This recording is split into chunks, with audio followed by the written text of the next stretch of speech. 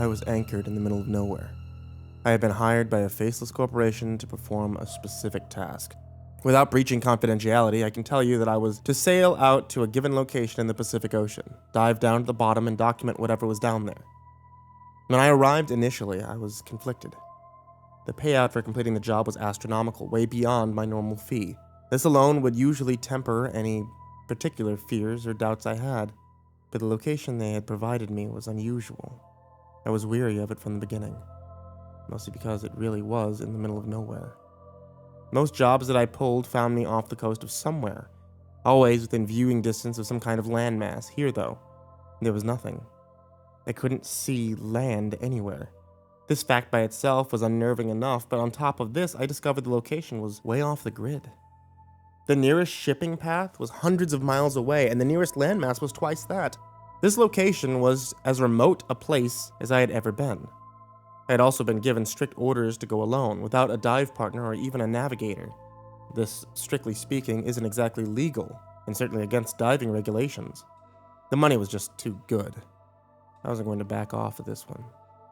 I try, as a general rule, not to imagine what I'm going to find underneath when I dive. My imagination always trumps whatever I discover on the bottom. 9 times out of 10, I'm hired to pillage a shipwreck, usually for parts or lost items or even body identification. Occasionally, I get to track and catch some rare animal, but those types of jobs don't pay very well. I should have known something was off when I arrived.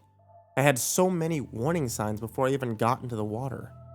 I was so wrapped up in the thought of money, I never truly stopped to consider what I was doing there in the first place. I went through the motions right up until I was fully suited, about to fall backwards into the deep blue. I thought for a moment how strange this job was, how unusual the request was. I was always sent to recover. No one had ever sent me to simply observe, to document. Instincts took over and I put my regulator into my mouth before falling into the abyss. It's what it was, really. An abyss. On normal dives, one of the most unnerving things I came across is when the visibility is almost down to nothing. When you have to strain just to see your hand in front of your face. Imagination takes over, waiting for the sharp teeth to brush forth and chomp you to bits. Good dives give you several meters of visibility, perhaps as much as 20. This dive was something entirely different. I could see everything. Which is to say, I saw nothing. It was as if I had been dropped into a barren, endless desert. I could see all the way to the horizon on either direction. I could see miles and miles of absolute desolation, an everlasting ocean floor with nothing so much as a single plant on its surface. I felt as small and insignificant as I ever had in my life in that moment. This place was what I imagined the deepest, darkest parts of space to feel like. I could not fathom what I was supposed to document in this place. I proceeded to follow my anchor line to the bottom. My instructions were oddly specific. At precisely 11:23 a.m., I was to be on the ocean floor at the exact coordinates given and be ready to document whatever. The message had only said that I would know what it was when I saw it. I checked my watch as I descended and hurried my pace when I saw I only had 3 minutes to reach the bottom. As I methodically measured each breath, I couldn't help but look around me. I don't think I had ever been on a dive with this much visibility, and I hated it. I felt as though I had fallen into an alien world. I had the overwhelming sense that I was being observed like I was the fish in the fishbowl. I was consistently looking this way and that, aware that whatever was going to happen soon. I was only going to wait for so long in this place. I shivered as I began to reach the depths where the sun's rays failed to penetrate. I hit the bottom with a minute to spare. My personal recording device had been filming since I went into the water, and at this point, I grabbed my camera and got it ready by taking a few shots to make sure my settings were adjusted properly. 11:23 came and went. Everything was so dead quiet on the bottom, save for my breathing and the bubbles emanating from my tank. I had been on dives and shipwrecks where I had found bodies in various stages of decay, dives surrounded by hundreds of sharks, night dives where your light reflects off glistening eyes belonging to unseen creatures. Never once have I been frightened. All my life, I had been in the water for some reason or another. The water is a part of me, a way of life. Sitting there on the bottom of this barren wasteland waiting for some unknown thing to happen, I was scared.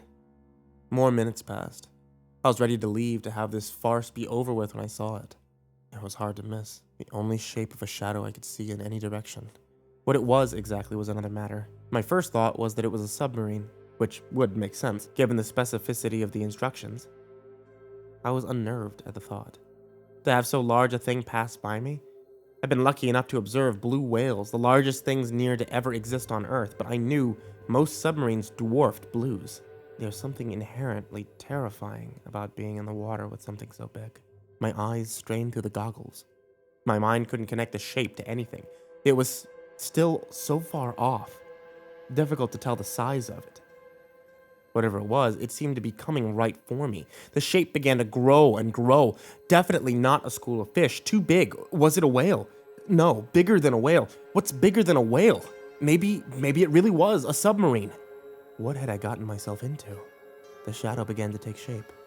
No, not a submarine. The thing was swimming, moving with an alien fluidity. My mind went to those images of giant tentacles wrapping around sperm whales, of ancient tales claiming of monsters emerging from abyssal trenches and swallowing ships whole. The shadow had now grown to fill almost my entire vision. I couldn't breathe. My heart was caught in my throat. My whole body froze. My terror complete. I knew all at once that whatever happened to me, I couldn't face it. Whatever thing burst out of all that encompassing shadow was something beyond me, and I knew then and there that if I saw what it really was, my heart would stop. My brain would overload and cease to be, so I hit the deck, so to speak. I laid down on the ocean bed, face to the silt, and hands covering my head, a laughably feeble instructional reaction. I clenched my eyes shut, concentrating on my breathing. They tell you in diver training to breathe like Darth Vader, slow and controlled. Limit your oxygen consumption. I slowly opened my eyes, but I dared not raise my head. The water around me was growing darker. It was close now. I tried to calm myself. My breathing was too quick, too shallow. I was wasting oxygen. Breathe slower, calmer. Inhale. I couldn't hear it, but I could feel it. It was over me now. Exhale. It felt so close I could probably have touched it had I raised my hand but a little. I could sense just how huge this thing was, like how your stomach drops looking up at a skyscraper. Inhale. I was trembling. More from fear than the cold, crushing depths of the dark water surrounding me. I hugged to myself, trying to draw heat from my own body. Exhale. It was still over me. I couldn't tell if it had stopped or it was simply so colossal in size that it was still passing by me. Inhale. Then it made a sound I'll never forget. A sound that wakes me up in the middle of the night, sheets soaked with sweat. It was a deep guttural thing that shook my bones like mountains breaking, the earth cracking beneath me and swallowing me whole.